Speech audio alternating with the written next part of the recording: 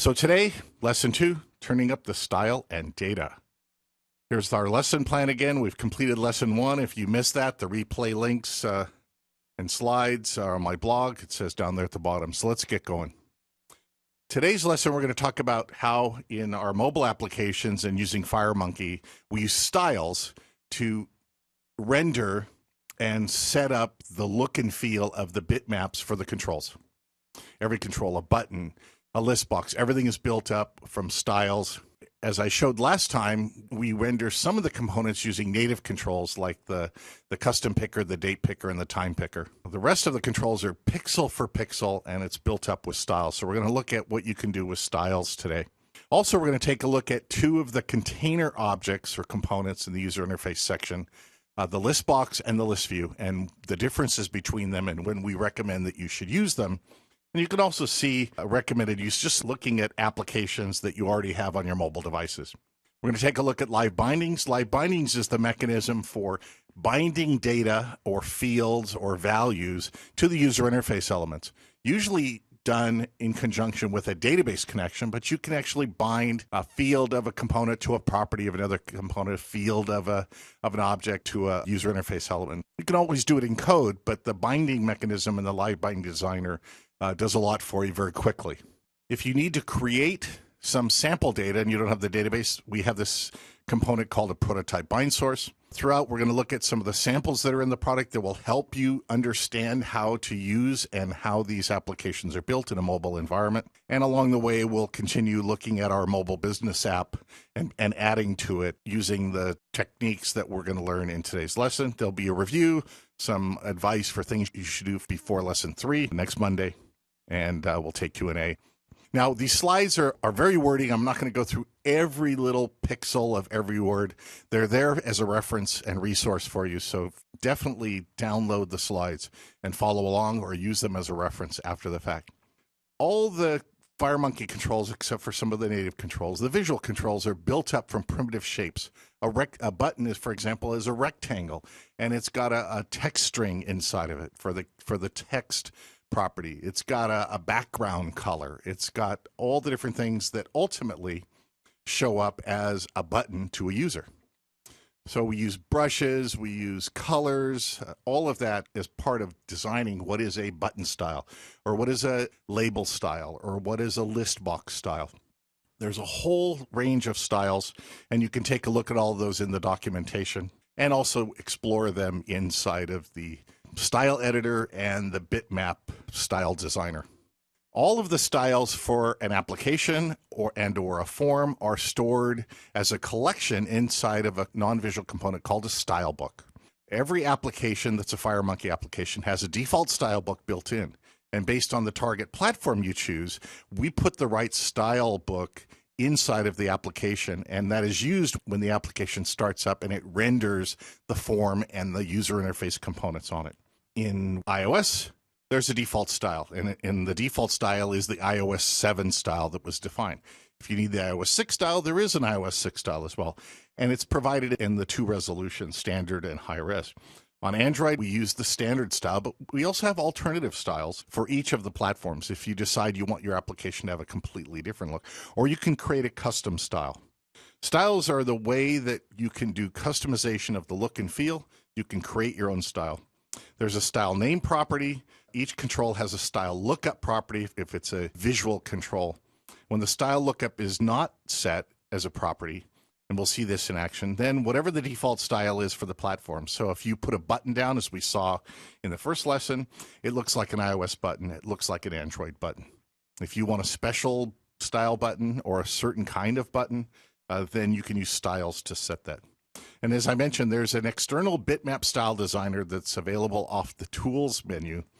If you want to modify a standard style, better to clone the style and customize it or create your own style from scratch using the bitmap style designer. For each platform, we provide styles in multiple resolutions. So for Macintosh and iOS, we provide the standard and the Retina display resolution, the 1x, 2x support. That's built into the standard style on iOS. So if you run an iOS mobile application on a phone that's not a Retina display iPhone, then the form will see that and use the standard resolution style. If you run an application on a Retina display, like an iPhone 5S or an iPad 4, something with Retina display, it will automatically use the style, which is the high-res style or the Retina style. Again, that is all built into the default styles. On Android, we support 4 different resolutions, 1 time, 1.5, 2x, 3x. All of those style settings are stored in the standard default style for your application and your form when the application starts. But you can change and use a different style. In fact, we give you several styles, and you'll find those in the user public document styles, iOS and Android subdirectory. There's some additional styles that you can choose besides the default style. And again, you can always create your own style. We can create and control a style in the designer. And let's take a quick look at that in the IDE. So we'll just say File New, FireMonkey Mobile C++ application. Let's just choose the blank application again. And let's put down a button. And let's also, while we're at it, let's put down a toolbar and put it at the top, and let's put a label in it. The toolbar is pretty standard toolbar. It'll have the standard look, whether we're on a an iPhone or on an Android phone like my Galaxy S4. If we want this label to be a certain style, so maybe this is my, let's set the text property like we've done before. This is something like my mobile. And then let's align that to the contents of the toolbar. If we go down and we look at the style lookup property for the label component that we're on, we can click the down arrow and see the different styles. There's a calendar label style, a regular label style, that's the default style, a ListBox header label, ListBox item. Here's a tool label. So I want a tool label, and then I'll center that text. So we go to the text settings, and instead of having it be leading, let's center it. This way, when we're on the different design surfaces for the different devices, we'll get the right look. So here, my mobile app, and there, a darker on a white background. That'll show up even more if we choose to change the style. For example, if we apply a dark style, then we'd want white to show up for the text. So we don't have to keep changing the color for each of the components. We can just change the style. Now, this button, well, that's an iOS button. Okay, fine. It's for iOS 7. What if we want to change its style? Let's say we want the style to be a back button, for example. So these are all the different kinds of buttons. There's an action button, an add-on button, a down tool button. There's all these different types of, these are all styles that are predefined for you to choose from. So for example, the back tool button, if we choose that, it's got that back arrow. So maybe we don't care to have text in that button. We just know that it's a, it's a button, but maybe we want to put the word back in there and put that somewhere in the, in our user interface. Very quickly, you start getting used to using the style lookup property on controls to go and choose the kind of style you want. Maybe you want that button to be a camera tool button. So rather than figuring out how to do, let's put an image down and get a bitmap of a camera and then do something with it, you can just change the style lookup very quickly.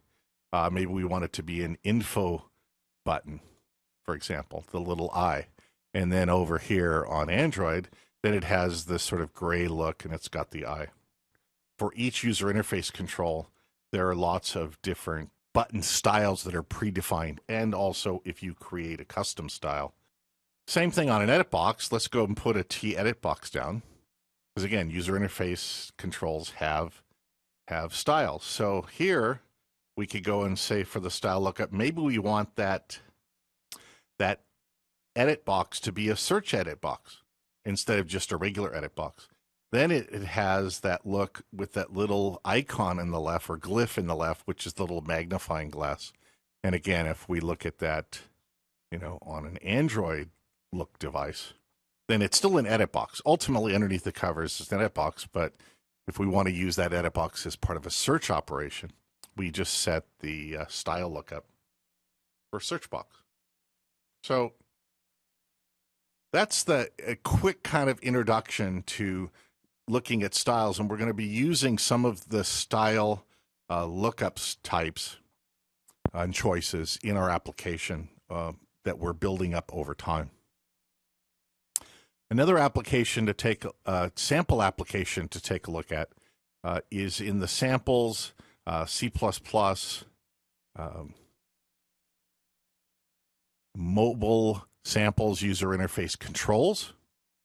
This is the sort of collection of all the controls that you might use, user interface controls. It's got tabs at the bottom, it's got a text, it's got a search text, and you can see this is the search edit style. It's got a list box and a group box inside of the inside of a tab item.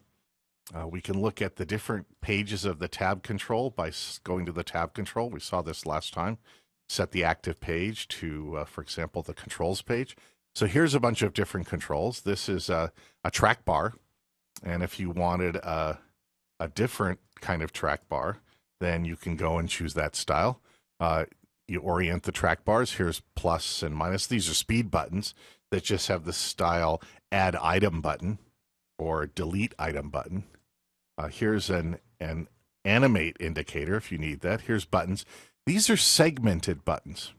So segmented buttons in this case are there's three speed buttons put together, and they form segments. And there's a style called segmented button left. There's segmented button middle, segmented button right. You can also specify if one of these segmented buttons is pressed. You just set the is pressed property to true. So if I want segment 3 is pressed, then that one's pressed. Now, these also are collected into a thing called a group because we want to make sure that, for example, only button has is pressed set at a time. So the way you group buttons, in this case speed buttons, that you want to have a segmented style look is that there's a group property, a group name property, and as long as the three buttons that you want to work together, then give them the same string name for the group. So these are all group 3. Now on iOS or iPhone, notice that segmented buttons in the case of iPhone are styled with rounded corners on the left and right side of the left and right segmented button, and the segmented button or speed button in the middle that has the segmented style, it has the sharp corners. Right? So when you see something in your iPhone on an iPhone app and you say, how did they do that? You know, how did they do two segmented buttons together in this plus minus, for example, with those rounded corners? For us, they're just buttons or they're speed buttons. And then you set the style lookup, in that case, button left, stepper button right. We could have done segmented button left and right. You can choose these styles. And again, go here and say is pressed. And since it's part of a group, then that's the one that's pressed already selected. Right. Again, here's the animate indicator. Let's go and look at another control, another page. And then those are the list box, and we've got list box. Let's go and activate it first. Sorry about that. So let's look at a list box page, for example. So here, list box, that's a list box header. At the top, we can have a search box, and we'll look at more of this in the list box section here in a moment. So take a look at the controls demo, and again, you can also run it on the device, and it'll look native on each of the devices. All right. So that's the user interface. It's under mobile samples, user interface, the controls, mobile controls demo. You can also, and this is an eye chart, so I'm just going to mention that you can work with styles at runtime as well. Now, how to work with styles and you can load either a style from a file, or you can put a resource in your project and load it from a resource. But let's go back to this controls demo, and let's put a style book down. Let's go back and set the first tab control. And we want to go to the controls page, for example. So The way we can control the overall style of our application, besides it having the standard style, is that we can put down a style book. And we can put the style book down, and we can go and double click on it and say, let's load one of the styles. So I have a favorite here for the styles. These are some of the other styles that are available. These are specific bitmap styles that you can use with FireMonkey Desktop or whatever. We also have some standard, some styles that we give you for iOS and for Android. So for Android, Android Dark, Android Light, Google Glass style, so it matches that. For iOS, transparent and black style, for example. So we'll just save that. Now, how do we make that style that we just loaded or associated with the style book work with the application form that we're on? We go down to the form object, and it has a style book property, and we select the style book.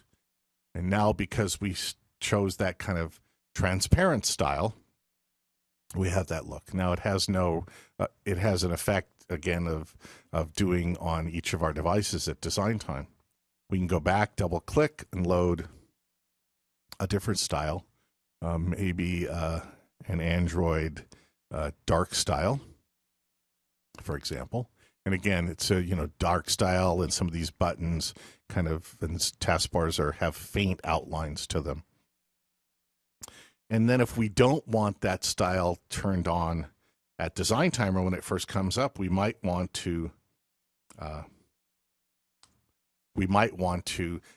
a user interface option or a setting maybe for the user to change the style. We can do that. All right. So you can have style books and design times. And again, that controls demo we looked at gives you all sorts of different user interface elements and how they look with their different styles. The next area is the ListBox. And ListBox you'll see used to contain a certain number of elements. It isn't meant to contain hundreds or thousands of elements. Oftentimes it's a short scrollable list. It may also, you'll see that, for example, in the settings pages or the settings parts of applications where you have a few sets of items. You'll have a header. We saw that in the controls demo. You can have ListBox items, a search box at the top, and you can have a group header and footer. There's a property called multi-select if you want to have a ListBox where you multi-select items. Each item has an item data where it can have an accessory and so on. Let's go and look at a sample. So let's go and open a different mobile application, the user interface. Here's the settings project. It's in the same folder, CPP Mobile Samples User Interface. Let's look at the settings demo. So here's the settings demo. What it has, it's got a toolbar. That's fine. And then it's got a, a tab control. And inside of the tab control, we'll have a list box. So here's our list box. And this is called settings list. It's styled as a transparent list box style. And the reason we use that option versus a standard list box style is that we want to have these settings all grouped together without having any remainders of a list box around them or list box items, just the things that we want to show.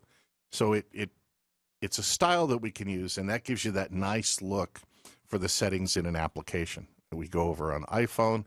Again, it just fits nicely in the client area. You don't have anything else at the bottom. The ListBox items just blend nicely into the user interface. So whenever you're using a ListBox for settings, use that transparent ListBox style. Now, within the ListBox, and we can go back to the ListBox itself, we can right mouse click and we can bring up the items editor. We can add items. So here's a list of the different items: search box, ListBox group header, footer, a ListBox item. So right mouse click in the structure window or on the user interface and look at that. You can also look at the items and by choosing the items designer. And here you can also add items. You can select which item you want and click the add button. You can use the arrows to move the items up and down to put them in the right place. So here's the account information. That's of type group header. And then they've got 3 ListBox items that are as part of the account information settings. with some text.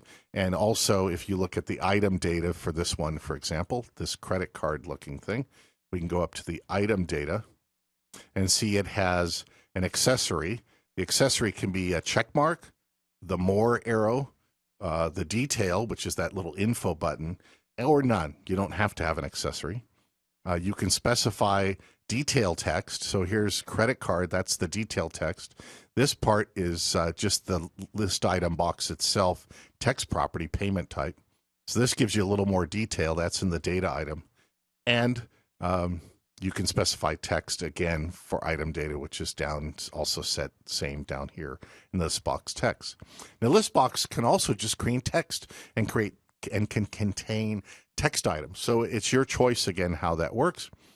Here's another group header called Synchronization Settings. This one has a text item, and in this case there's a switch that's been added. So this T-switch component, which has the right look whether you're on iOS or Android. So off, on, and that gets changed by on a switch by setting is checked on or off as the property. So you'll see switches being used, either this nice iPhone kind of rounded corner. And again, when those change over time, we've changed the styles underneath as well. So when we went from iOS 6, which was the style before, that was that more darker gradient style for buttons and switches and so on to the now required iOS 7. And you also have full control. You can go into some of the controls and work on color settings and things of that kind. So this is a great use of a switch box. And we're going to be adding, between now and the next time, we're going to add to the settings page of our business app to add some settings for receiving push notifications on or off, for example, setting our connection to a remote database information in there, and also username for logging in, for example. We would do that on the settings page, and then we'd manipulate through customers' orders and so on. So ListBox is great for settings, but you can use it as a ListBox and connect data to it as well. The ListView is the optimized list of items for larger amounts and for fast and smooth scrolling with the inertia. So you see in your mobile apps, you've got a list of customers, and you use a gesture up or down to scroll quickly or slowly through in a nice smooth scrolling. The ListView does that. The ListBox is a heavier weight control. You can put lots of things in every ListBox item. You can drop labels and buttons and images and other things in it. ListView is optimized not only for binding to data and data sets, but also for that kind of fast, smooth scrolling with inertia, the pull down, bounce back, all of that. There's also a swipe delete capability in ListView.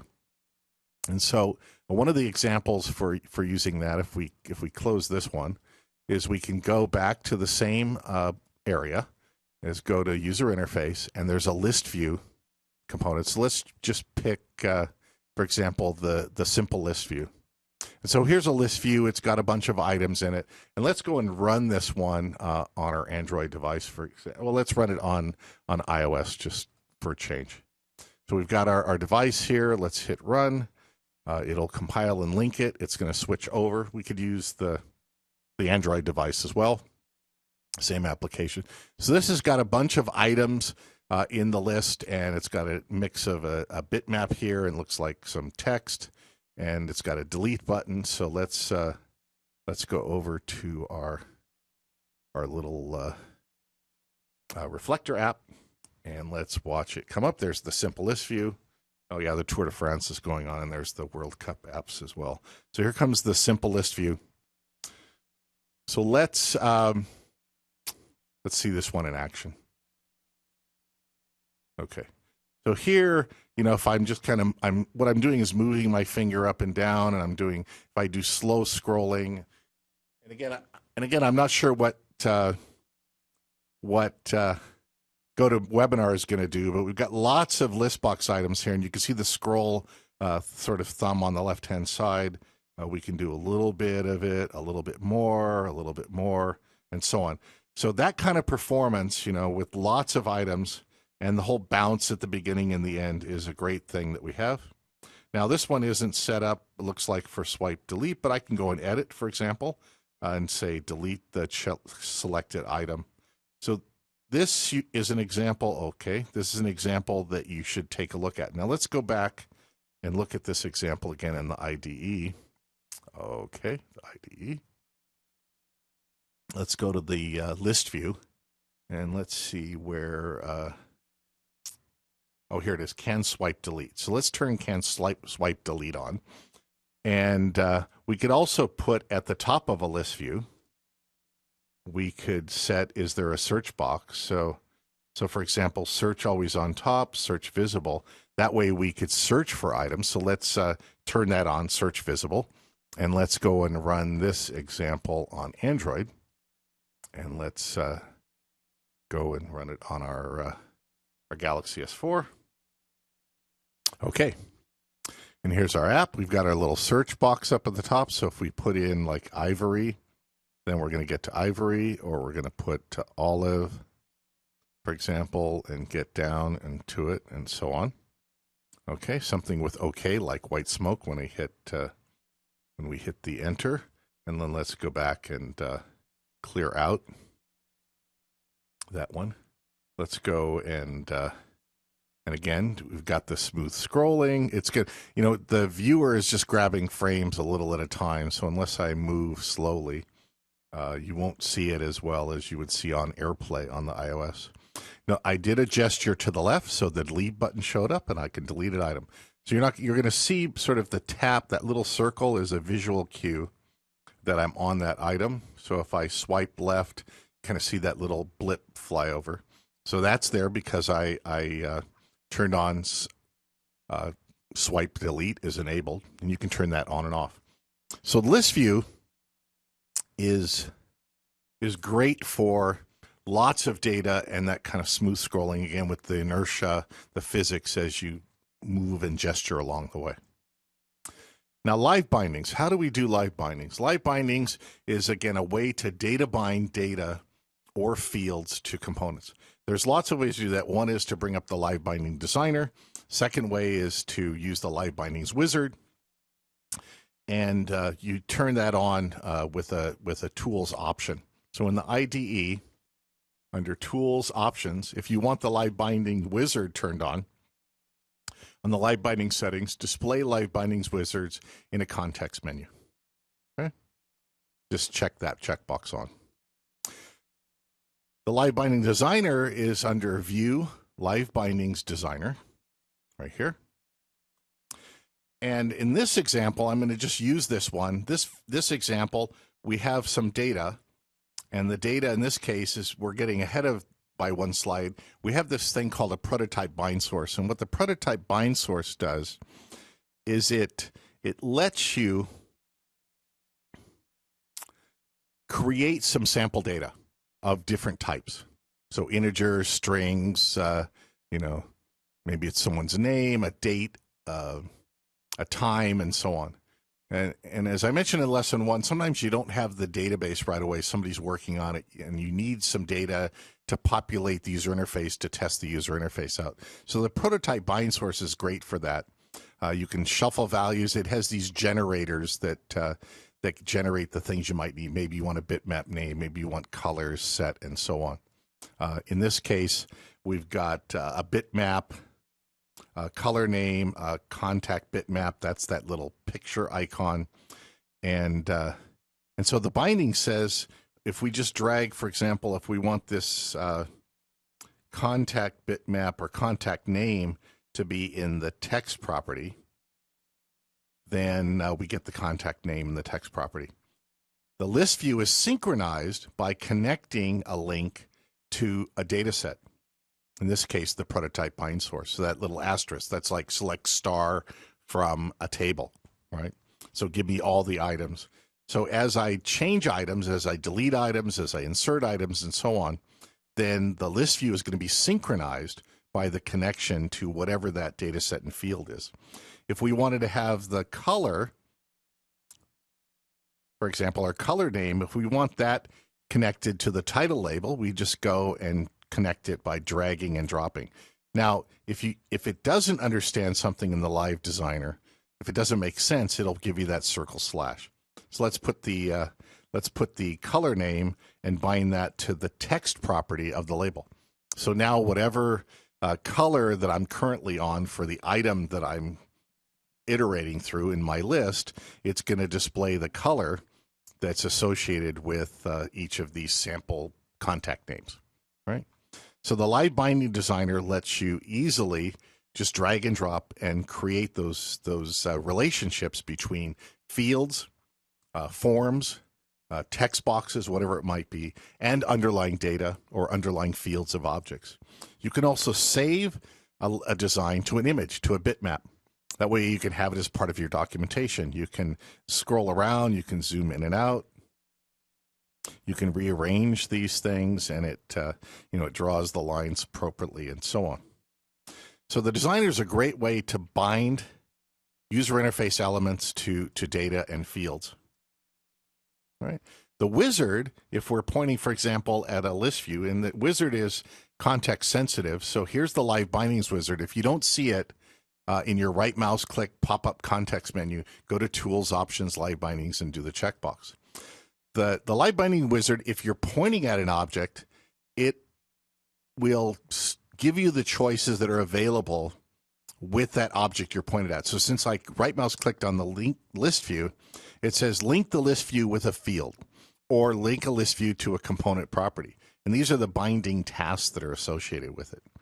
So if I want to go along in the wizard, link list view with a field, well, what field? I can either create a new prototype bind source or maybe a database connection, or I can use an existing source, which is my prototype bind source, and say what I want to do is link it to, for example, bitmap name, and be done. So it'll say if there was already a link before, then we want to go and it'll say we have to delete the previous link. Right? Okay. So the Live Bindings and Live Binding Designer allows you to easily, quickly, and visually connect fields to user interface elements, to connect values to user interface elements. And the wizard is context sensitive to whatever it is you're currently selecting. It could be the form, for example. And then there's the different pages of the wizard as options. PrototypeBindSource, which we already looked at, has certain properties: auto-activate, auto-edit, auto-post, so that you can do things and change the generated sample data in the PrototypeBindSource. And you could right-mouse click to bring up and add fields, maybe add a navigator to step through the rows and so on. So you saw that in action as well. It's just a way to generate a bunch of columns of data in a data source. And use that as your application so you can start building up and testing the user interface and the look and feel of user interface. And again, you can synchronize data by connecting the asterisk between a grid, a string grid, or between a ListBox or a ListView to the asterisk of the data source. And then you can drag and bind columns of your data to the user interface elements of a list view, of an edits text property, of a labels text property, and so on.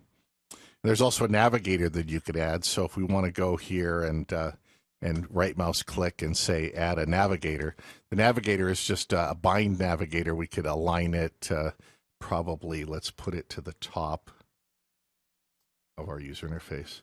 And this will allow us to go to the next, and delete and insert and refresh any data that's changed through this bind navigator, which is connected, in this case, where's the bind navigator? Here it is, the navigator. It's connected to the elements of the prototype bind source. All right. So there's lots of examples. I showed you a couple of them. You can see those in the slides and go and take a look at them. They're in the user interface area of for C++ in the mobile samples, the ListBox, the ListView, and you can play around with those. So the next steps for all of us to work on is to take that business mobile app. And what I'm going to do is I'm going to work on it later today, and I'm going to upload it, the next step in it, to the blog. So you'll see in lesson 2, the business mobile app, I'll put a prototype bind source for customers, put a list view in. I'll set the swipe delete property. I'll add headings and so on. That settings tab, if you remember our mobile app, we had a customer, we had employees, we had parts, and we had the settings. So we're going to use some ListBox on the settings to set some switches for some of the options of our application. So I'll be working on that, and I'll upload that to my blog for lesson 2, and I'll put a link to the first. I'll zip up the first phase of the mobile app and the data model image that's in the pictures. We'll put that up on blog for lesson 1 as well, so you can have the source code for the project that we're building up at each step along the way. All right, so in lesson 2, we looked at how to use styles to customize our apps. We looked at ListBox and ListView, and again, the ListBox is good for short sections or short number of rows. It's your choice how many. ListBox, you can put lots of things in items of a ListBox. You can parent anything that you want into a ListBox. You could put a form in a ListBox item. You could put a button in a ListBox item, an image in a ListBox item. You can add all sorts of stuff to a ListBox item, and then from there, scroll around inside of it. But you don't want to have a million ListBox items all with images and bitmaps in them. It's number one, it's gonna perform not as well. ListView is what you want to do to group data. That's where you have lots of rows of data, a customer list, an orders list. And then you'll want to decorate it so when you click on an item in a ListBox or ListView, maybe you'll have a click handler that'll move you to the next example, to the next customer or to customer data. So what we're going to do is I'm going to, when I do the PrototypeBindSource example for you, for the customer list view, which is going to have data from a PrototypeBindSource, when you click on the more detail, it's going to do a tab slide and show a form with all of the customer information on it. All right, so the first tab item in that employees tab is going to have the list of customers, and you'll be able to scroll and zoom and zing up and down, and then tap on one, and it'll tab slide and show you a form with the detail, all the fields, and an edit button so you can go and edit customer information and save it back. All right. So list view is great for lots of data and smooth, fast scrolling through lists of data. You'll see that in every mobile app that you might have on your application. LiveBindings to connect data to your user interface controls. The PrototypeBindSource for creating data until the database is ready. And again, we're going to continue working on the business mobile app. There's lots of resources that I've linked in the slides. Information about styles, the information and tutorials for ListBox and ListView. In this case, ListBox, iOS, and Android. There's a great tutorial in the doc wiki of how to use LiveBindings to populate ListBox. I encourage you to work on some of these tutorials between now and next Monday. LiveBindings or PrototypeBindSource, there's some great information in the wiki and help about that. Again, I refer you to the Jim McKeith and Serena DuPont blog, especially Serena's doing a lot of work with styles and with list boxes and database connectivity. So take a look at those blogs. So next time, create your own apps, play around with styles, take a look at mobile samples, look at those doc wiki pages and the tutorials. And I'll give you the business mobile app that's updated, and you can continue playing with that between now and next Monday.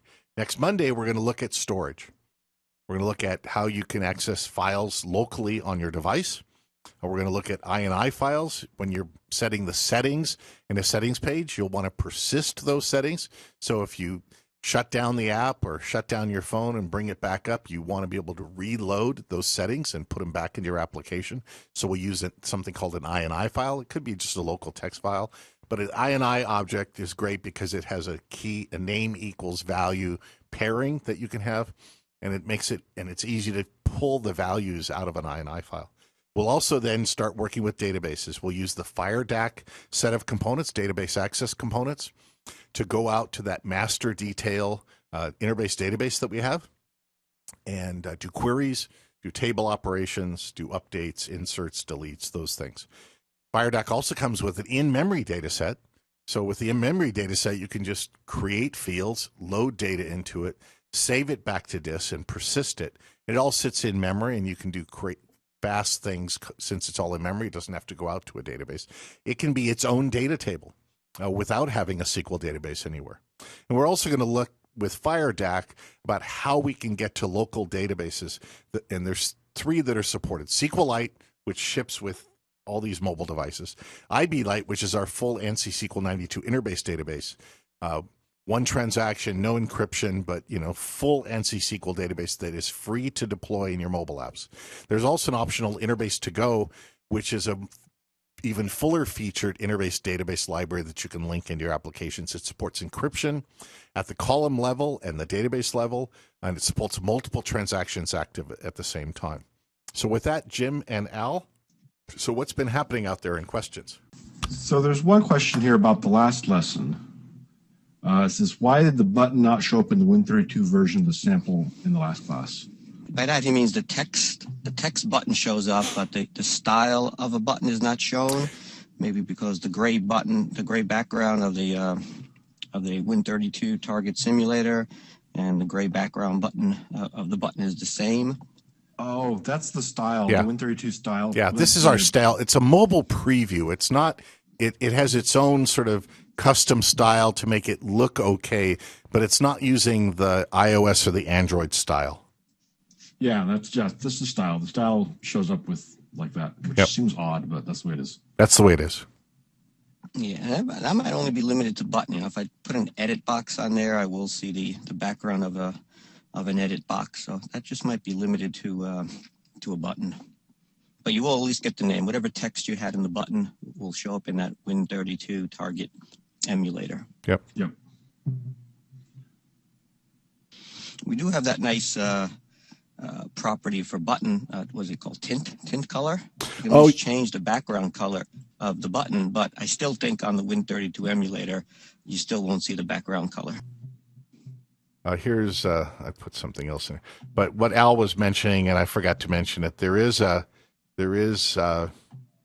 we call it tint color. Yeah. Let's see. T go down to M. There. Oh, here it is. So its default is black, but we could have a different color in tint color. Yeah. So Al is mentioning that, and let me get rid of this thing. That's a great property to easily change the background color of a button. So again, if I go back here and do this, let's see if that works. Go ahead with questions, though.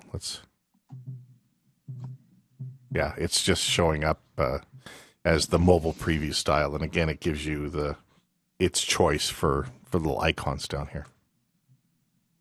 No, this presentation was so great, David, as Vlad says. It was a great session. So there's no questions. You've answered everyone's questions during this session. So good for you. So again, here is this application, the 9 o'clock class that we're going to start building up. And so here's my settings tab. Here's the ListBox.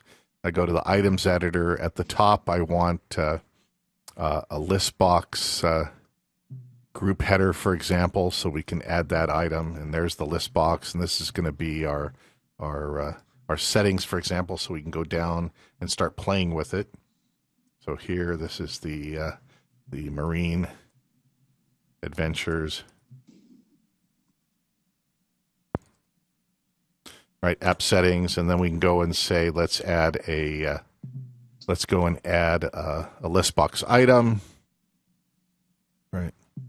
And again, we can move these around. So this is where we'll start putting in information. So for example, this one might be, it's a ListBox item detail, and we'll give it the text. This will be username. And then we can put a text property on the right-hand side. So just say text box. If I can type correctly.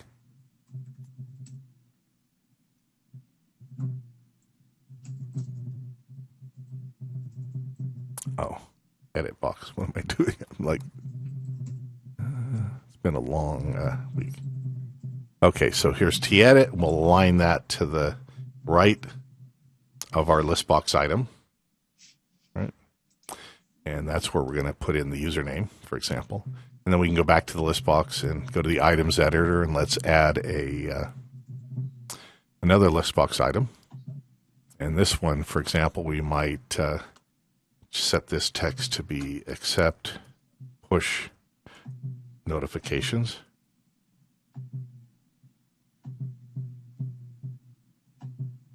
Right, and then for that list box item, we'll put a switch.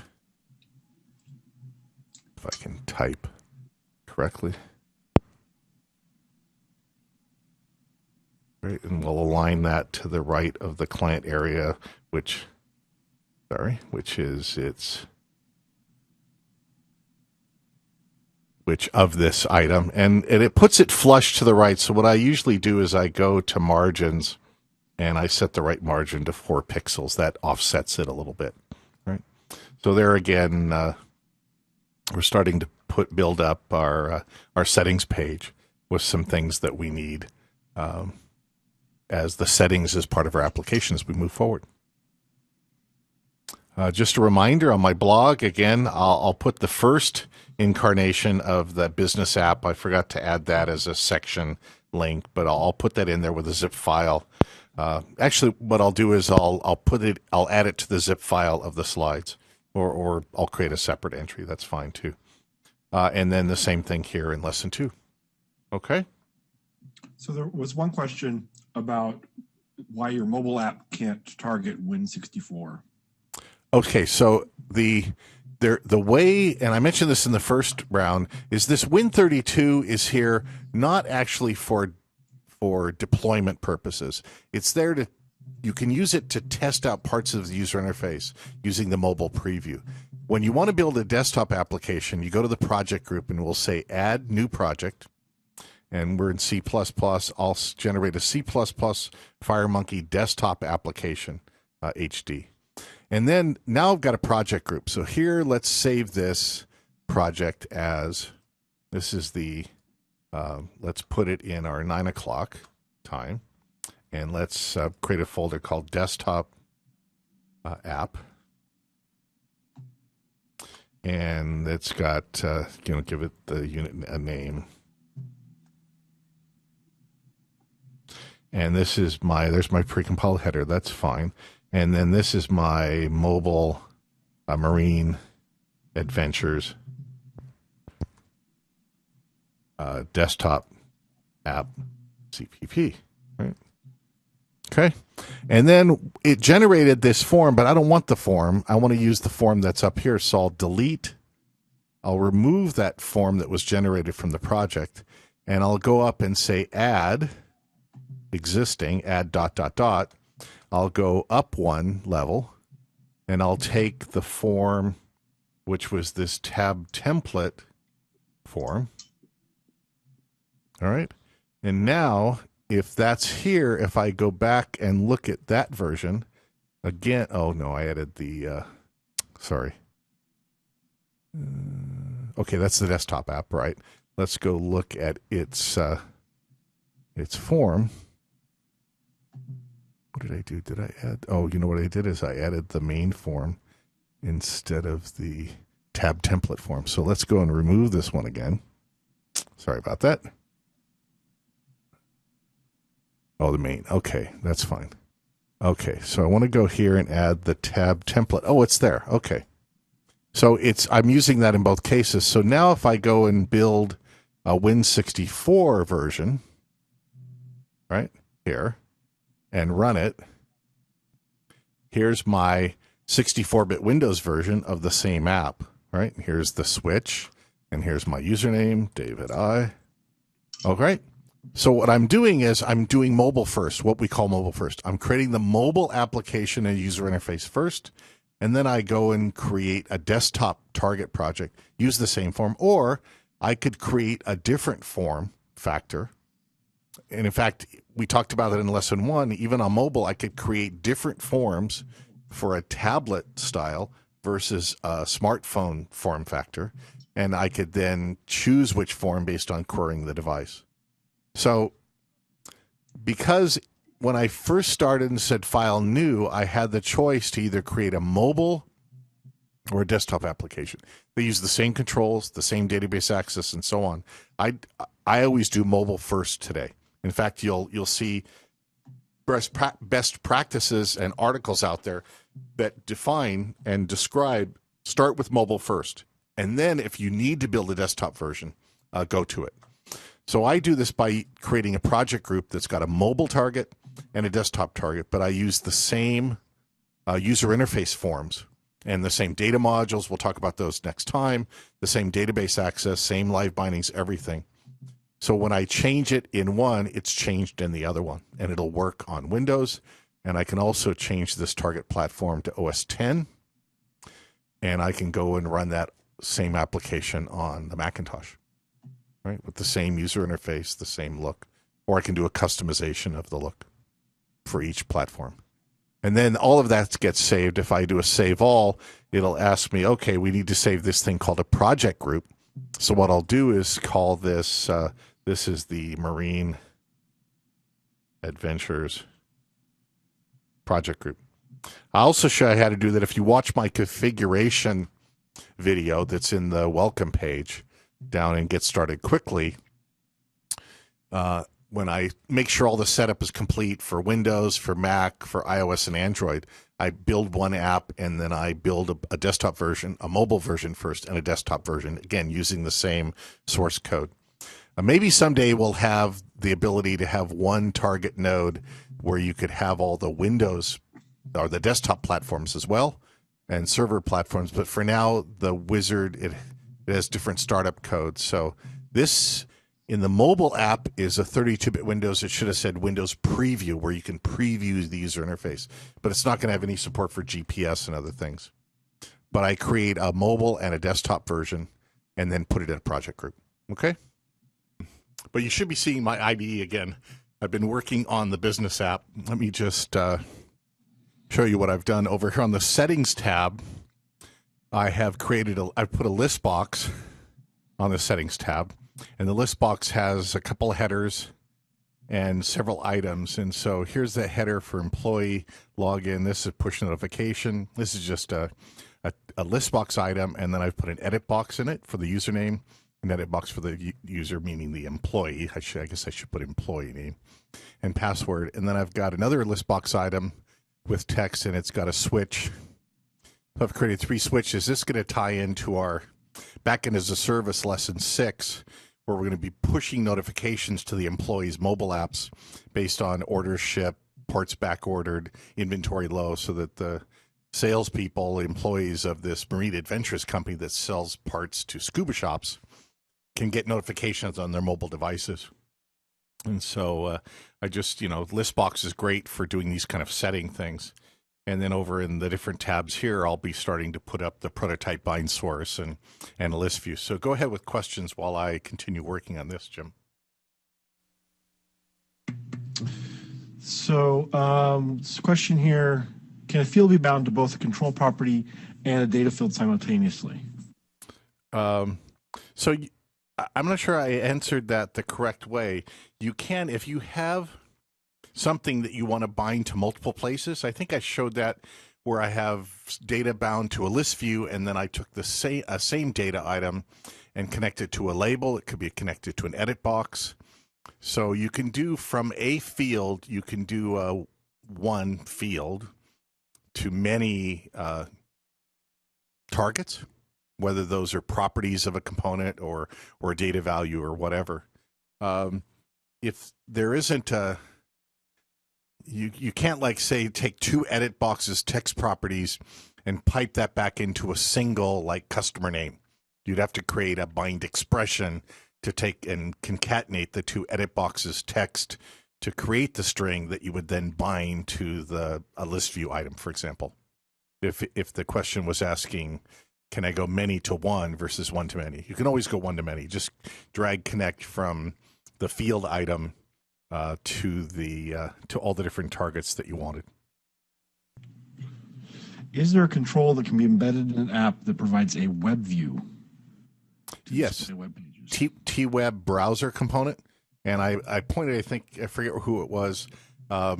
There's a code snippet. So in the samples CPP mobile snippet location, the location example. There's also a sample location as well, but the location example uses the GPS on your phone to get the latitude and longitude, and then it calls there's a web browser component on the interface, T-Web browser component, and you just call the navigate method. In our case, we navigate using Google Maps to display the map based on passing the latitude and longitude. But if we go over here under the tool palette search, it's T-Web browser, and it works on iOS and Android. It ties into the WebKit, which is buried in the operating system of the two mobile devices. We also have a T-Web browser component on Windows that hooks in and uses Internet Explorer API under the covers. We don't have one for Safari for Mac yet, but the T-Web browser component here works on iOS and Android perfectly. And I'll bring up this LiveBinding Wizard. I want to link the ListView, and I'll use a PrototypeBindSource, and we'll add some fields. So here's like contact name, and let's see, contact, maybe a bitmap of some kind, and it gives you a sample look at that. Somebody had asked about if you have a color, does it give you the color? And the answer is yes, if it has a color setting. So, and maybe we want a date time field as well. Maybe the last time the customer's done. So now we've got a PrototypeBindSource. So we can go in and bind that. Let's just go to View LiveBindings Designer. And I know we have to watch the time. So let's say we want the contact name and the item text. There it is. And maybe we want this bitmap as some kind of additional data of some kind that we put in, and then we want to sync these two. So as we're making changes to data, or if we're navigating through the data, then it displays the right thing. In our database session, are we going to talk about disconnected mode with offline synchronization? In the database, we're going to talk about being connected to the database in Lesson 3. In Lesson 4, about multi-tier, we're going to work with connected, disconnected, using the enterprise mobility technology that's part of App Method in Rad Studio. So Lesson 4 will cover how you might be connected to a remote enterprise database, and you might be connected and disconnected, and what do you do about that? And so the Fire DAC has a persistence for saving the data and the state of all the changes you've made if you're not connected to the backend database. It's a caching of updates, for example, and changes. That'll be Lesson 4. Lesson 3, connecting to a database that's on your phone, so you're always connected to it because it's in your phone as a local SQL database. And then Lesson 4 will work with connected to the enterprise. So now we've got customer data connected here on our customer page, and we can do the same thing in our employees and our parts database with a customer bind source. And this application, if I go to, let's see where I want to go. Let's go over to the iOS view. And again, there's that settings page, right, with the switches. Oh, I have to do it on the phone, David. You can't drag it. And I set the password. I set the edit box on the password to be, there's a property called password, so it just puts the dots there instead of showing the characters, right? Although you can see as I'm typing which letters, if you're really fast, that I'm using. So if I go to the settings again, I've got the switches for turning on notifications and password protected, right? Okay. So again, we're building up this mobile app for our business, our scuba parts business, over time. Fabulous. Well, thank you, David. That was great. We'll see you next Monday for SQL databases in your mobile app.